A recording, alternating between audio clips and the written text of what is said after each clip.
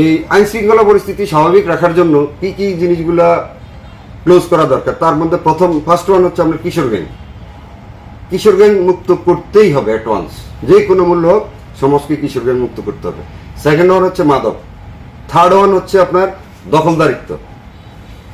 Fourth one হচ্ছে আপনার টেলিফোনের চাঁদা, মাস্তানি যেটাকে বলে আর কি। এই চারটা টপিক। আর পঞ্চম হচ্ছে যারা বড় বড় রাঘববোয়াল আছে, যারা কোটি কোটি টাকার বাণিজ্য করে ফেলছে, এদেরকে অবশ্যই সেনাবাহিনীর কাস্টডিতে নিতে হবে।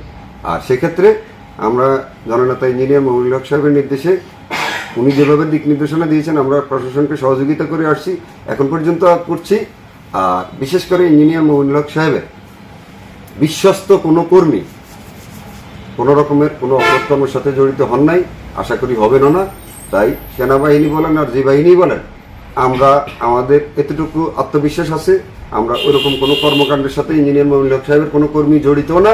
আমরা চাই দেশকে সুস্থ সুশৃঙ্খল পরিবেশ তৈরি করে একটি গ্রহণযোগ্য নির্বাচন করার মাধ্যমে বাংলাদেশ জাতীয়তাবাদী দল আগামী দিনের রাষ্ট্র পরিচালনা আসুক, আমরা সেই প্রত্যাশা করি।